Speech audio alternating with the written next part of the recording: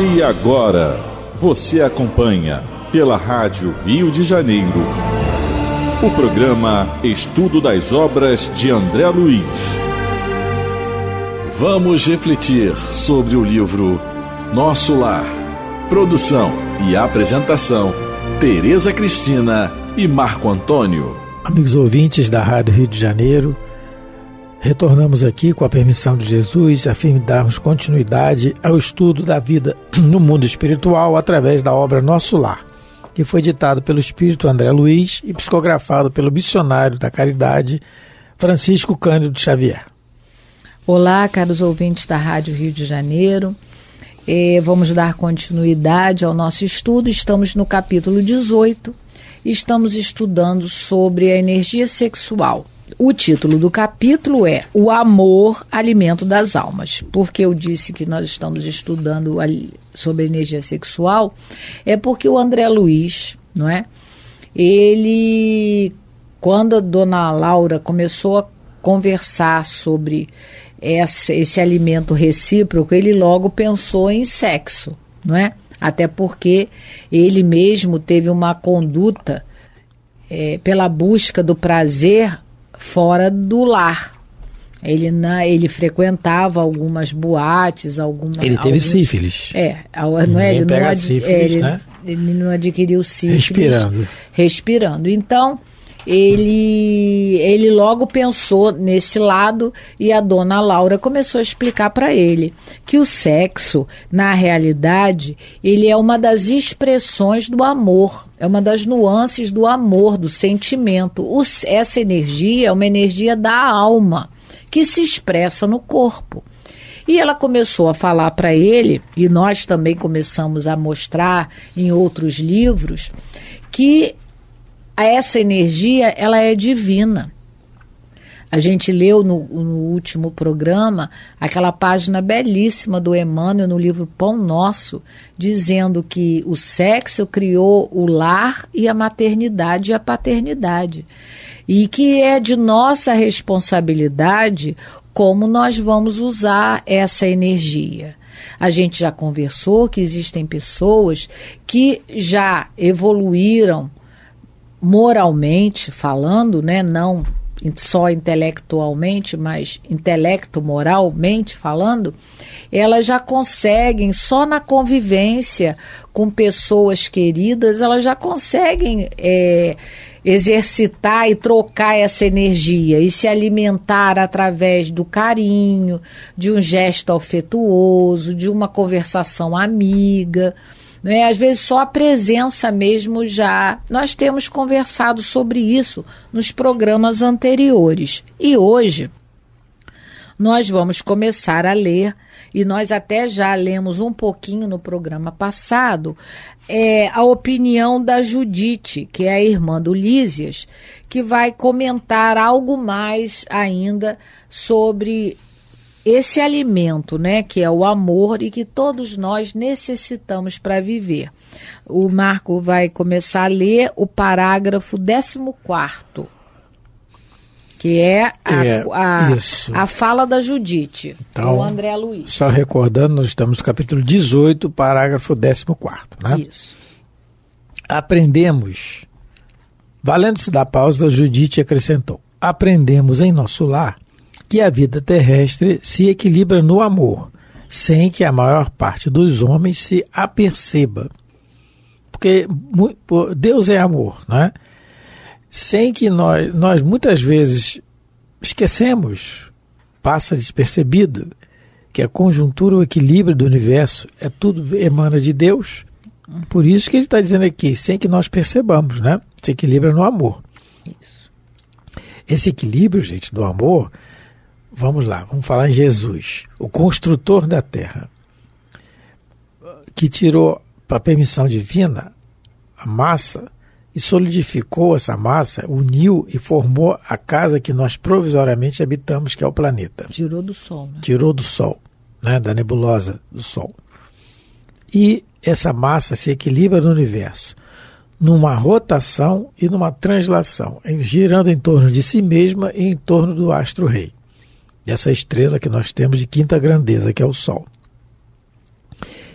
colocou um satélite para que se equilibrasse aqui as nossas atmosferas, as marés, etc. Como colocou as camadas de gases que nós temos percentualmente colocadas para a condição de vida nossa aqui, desse corpo que nós habitamos, provisoriamente, emprestado. Então, tudo isso aí é equilíbrio, usando as leis que já tinham de Deus, que é a lei da gravidade e outras mais. Então, esse Espírito, que nós ainda não conseguimos compreender, que é Jesus, que é o Espírito crístico, ele usou do amor de Deus e do amor de si mesmo que ele já adquiriu. Então, a vida terrestre se equilibra no amor. No nosso caso, no amor de Jesus. Porque ele é o governador da terra, ele é o construtor. Ele que dirige os nossos destinos. Então, é o amor. Tudo é questão do amor. Sem que nós percebamos muitas vezes, não é? A doutrina espírita é que vem nos começar no horizonte bem longínquo, a despontar a grandiosidade desse Espírito, a nos revelar a grandiosidade desse Espírito, que ainda não conseguimos entender, perceber, né? Então é ela que vem nos informar. Que espírito é esse? Mantém esse equilíbrio todo com o seu sentimento, né? Mas se os bons se alimentam do amor e do bem, os maus também se alimentam do mal, do ódio. Só que eles, na realidade, não são a maioria, como os espíritos bons os dizem. Eles são mais audaciosos. Eles não têm medo, não é? Então, eles aparecem mais e causam, né? Quando aparecem, eles gostam de causar, como se diz, né? A juventude fala, fulano está causando, eles causam. Mas eles não... Eles se alimentam também. Por enquanto, o alimento que eles estão preferindo é esse. Mas o amor de Jesus, o amor de Deus, como o Marco colocou, acaba equilibrando. Porque o amor tem muito mais força, a luz tem muito mais poder e força do que a escuridão, do que as trevas. Então, para a gente não se esquecer que nós somos os responsáveis sempre por aquilo que a gente oferece de alimento ao outro e, na realidade, também por aquilo que buscamos para nos alimentarmos. E aí ela vai continuar, né, Marco? Vai continuar. Almas gêmeas, almas irmãs, almas afins constituem pares e grupos numerosos, né? E aí a gente dá uma paradinha para começar a falar. Ou quer continuar até o final, Tereza, do parágrafo? Unindo-se. Vamos continuar até depois a gente fala das almas gêmeas, né? Unindo-se umas às outras, amparando-se mutuamente, conseguem equilíbrio no plano da redenção. Porque para a gente aqui na Terra, para a gente encarnar, os seres humanos, nós somos dos animais, entre aspas, aqueles que mais necessitamos de ajuda para poder sobreviver. Nenhum bebezinho, se for deixado lá no berço, sem o amparo, sem o alimento de amor, de carinho, ele pode desencarnar. Fizeram experiências há muito tempo atrás, eu não lembro bem se foi no Japão ou na Alemanha, eu li essa reportagem. Eles só pegavam os bebês para trocar roupa e trocar fraldinha, né, e dar mamadeira. Mas não faziam carinho, não embalavam. As crianças foram definhando, porque a alma precisa de afeto. Então, a gente tem aquela... Já teve algumas experiências, né, algumas no planeta, aqui na Terra, de crianças que foram abandonadas, bebezinhas na selva, e elas só conviveram com os animais, elas não aprenderam a falar, elas andavam, não é? Igual os animais da floresta, e já existiram, né? A lenda do Tarzan, ela é baseada em fato real. Não é lógico, tem muita fantasia ali, não é daquele jeito, mas a história do menino lobo. Algumas crianças, isso já aconteceu realmente, algumas crianças que se perderam ou por conta de acidentes e foram adotadas, entre aspas, por animais que cuidaram deles, eles não conseguiam falar, os movimentos deles eram muito parecido com os animais, porque o ser humano é um dos animais mais frágeis. Ele precisa como ele coloca aqui, desse amparo mútuo. Senão não consegue sobreviver. Então,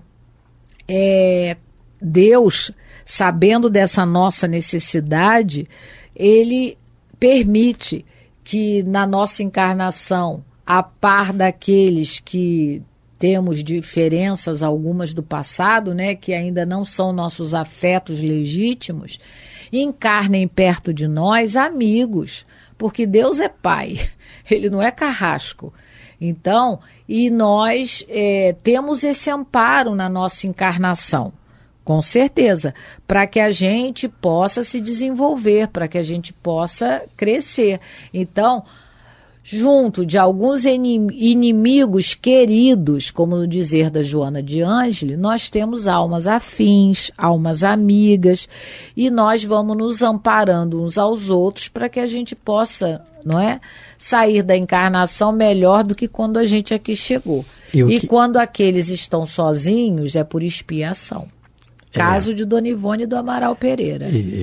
Ela é alguém que na encarnação, é um exemplo que a gente sabe. Ela mesmo dizia que ela estava sem a companhia, principalmente na infância e na juventude, de almas afins.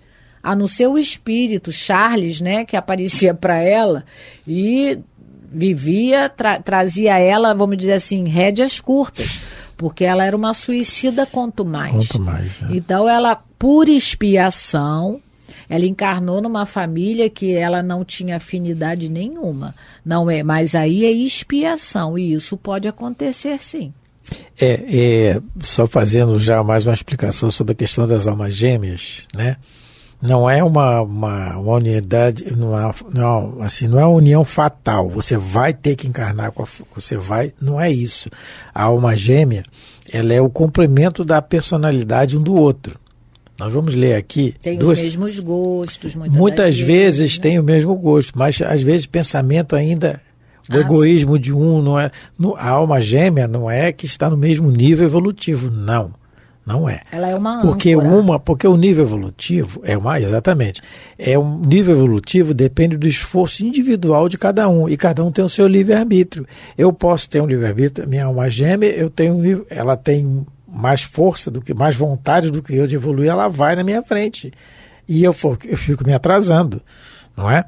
Mas é aquilo. Vamos lá, vamos começar Mas a alma gêmea superior nunca vai ficar feliz sem a sua. Sem a sua companhia. Ela vai buscar. Que a gente falou de âncora. Nós temos aí alguns exemplos, né? Então, no Livro dos Espíritos, por exemplo, Allan Kardec fala assim, na pergunta de número 299, da Vida Espírita, que é o capítulo Relações de Simpatia e Antipatia. Ele pergunta assim: em que sentido se deve entender a palavra metade, de que alguns espíritos se servem para designar os espíritos simpáticos? Porque tem aquela questão de confundir alma gêmea com metade eterna, que não é isso. Não existe metade, é o que os espíritos vão explicar a Kardec aqui. Sim. A expressão, quer dizer, metade, é inexata. Então, é inexata. A expressão está errada. A colocação está errada. Aí ele continua a resposta.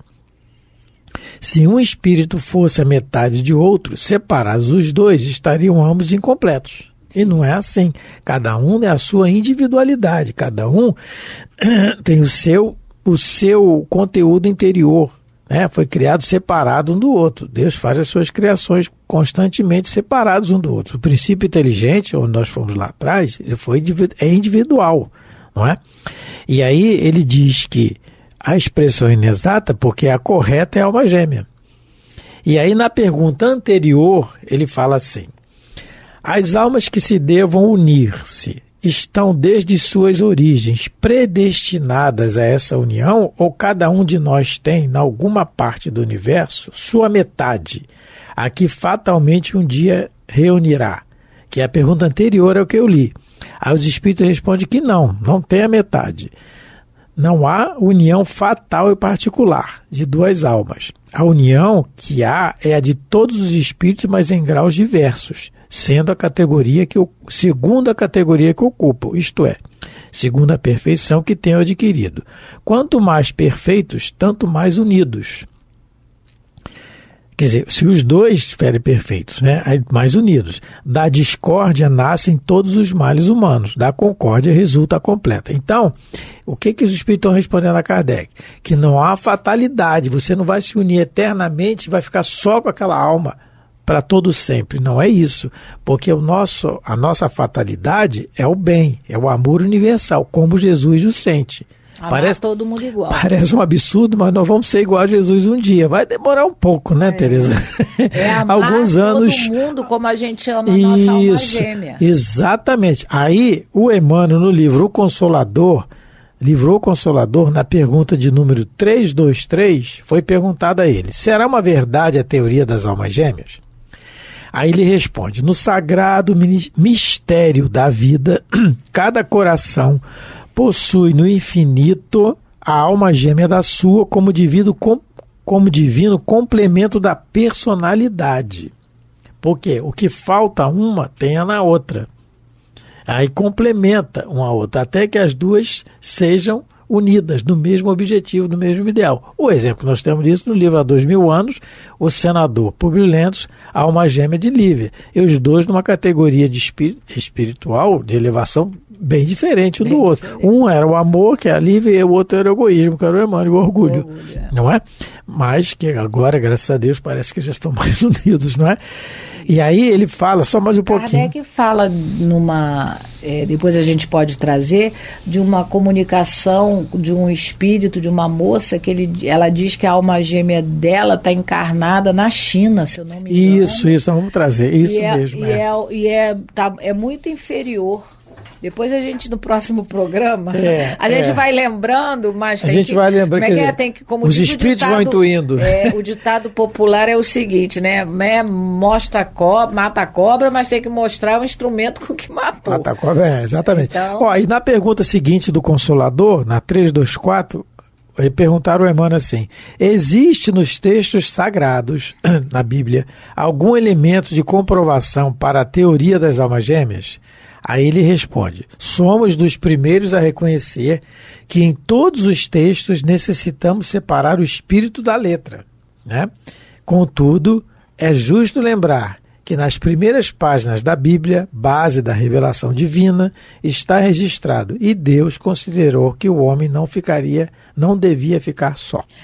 E os espíritos dizem que as palavras, elas são importantes, mas é que a gente escolha melhor. Mas o importante é a gente entender o conceito. Entender que a alma gêmea não é complemento uma da outra, porque nós somos individualidades, mas é uma âncora que Deus, criou para que a gente pudesse se apoiar nessa alma. E aquele que vai caminhando, o ideal seria que caminhássemos juntos, mas o problema é que nós temos o nosso livre-arbítrio. E umas conseguem evoluir, como o exemplo a Lívia, mais moralmente falando, mais rápido do que outra. Mas o resto da encarnação do Emmanuel, é melhorar para poder encontrar com ela. Com certeza, porque essa fome, essa saudade que a gente viu, que é a fome do magnetismo de alguém, ele tinha por ela. Ainda mais ele que tem a consciência culpada de ter maltratado ela tantos anos, na companhia dele. E a alma gêmea, ela pode vir numa encarnação no mesmo sexo, dois amigos, pai e filho, mãe e filha, irmã com irmã, irmão com irmão. Não necessariamente as almas gêmeas vão estar no corpo de um homem ou de uma mulher e ter um relacionamento de casamento, de união. Pode, com certeza, as almas gêmeas podem encarnar de outras maneiras, não é?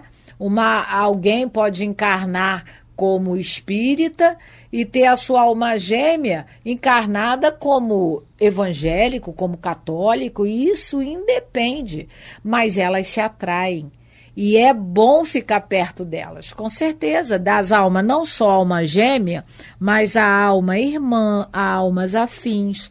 Porque, com certeza, essas almas, a gente vai sentir prazer em estar do lado delas. Porque podem ser nossas almas irmãs, nossas almas afins, almas que nós já conseguimos ter um relacionamento baseado no amor, no afeto, no respeito, no carinho. Almas que a gente gosta já de muitas encarnações e que talvez não tenham nos magoado excessivamente. Almas que a gente já consegue conviver no equilíbrio, na paz e no amor. Então, o que a Judite está dizendo é que aqui, enquanto encarnados, né, ela está falando na vida terrestre, nenhum de nós estamos desamparados desse alimento, né, que nos equilibra, que nos dá alegria, que nos dá paz. Todos nós, a não ser que estejamos em expiação muito severa, como Dona Ivone do Amaral Pereira, que realmente passou a infância e juventude, uma fase muito delicada da existência, em que ela não estava na companhia nem de espírito afim, nem de espírito amigo, assim, encarnado, né? Ela tinha o Charles, que era, com certeza, uma alma irmã, alma afim dela de muitas encarnações. Mas encarnado, ela não possuía. E isso era uma expiação para ela, e ela tinha noção disso. Depois, lógico, na época não, como criança, mas depois ela compreendeu que isso fazia parte da redenção moral dela, já que ela, quando teve uma família, não soube respeitar essa família, esses amigos que ela teve em outras vidas. Então agora, como expiação, ela vai passar a infância e a juventude na solidão afetiva, desse alimento verdadeiro e gostoso e bom que a gente tem em contato com a nossa alma gêmea, com a nossa alma afim, com a nossa alma irmã. Bom, continuando então, porque nós achamos... Achou em Kardec? Em Kardec, na Revista Espírita, quem quiser ler, de maio, Revista Espírita de maio de 1858, o título é Metades Eternas. O título, Problemas Morais, em que a Teresa relatou aí o assunto, e que disse o assunto, e que ele relata aqui que a alma afim dele, a alma gêmea, está reencarnada na Ásia. Né? É uma moça. Moça, exatamente. É uma moça, né, que dá a comunicação, e ela fala que é um pobre coitado. Ela não diz isso, está lá na Revista Espírita. Exatamente, está na Revista Espírita, maio de 1858. Né? Ela fala que ele é um pobre coitado que está reencarnado. É um pobre coitado, está aqui. Reunimos-ei, tal. É maio de 1858. Né? Então, quem tiver interesse, né? Tá aqui, ó. Pode dizer, me repliquei, se vês sua metade eterna? Sim, diz ela. É um pobre coitado que vive na Ásia.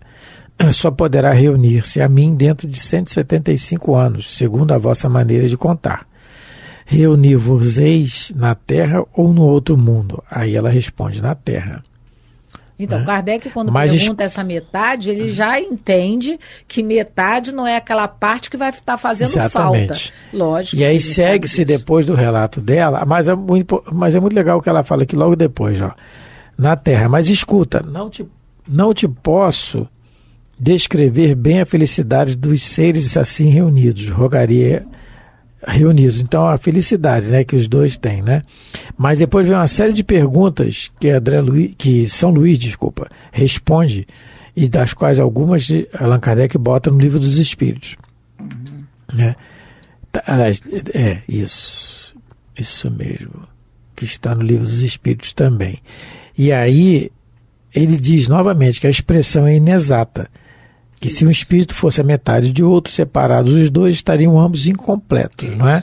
Então, quem quiser pesquisar mais é sobre isso. E no Consolador, a gente tem essas informações mais detalhadas, explicadas por Emmanuel. Então, o tempo já urge, o assunto é vasto, né, interessante, e a gente sempre tem alguma coisa, porque a gente prepara para vir conversar aqui, mas acontece que na hora vem as ideias, né? Então, um abraço a todos, fiquem com Deus, muita paz. Muita paz, fiquem com Deus. A Rádio Rio de Janeiro apresentou o programa Estudo das Obras de André Luiz. Produção e apresentação, Tereza Cristina e Marco Antônio.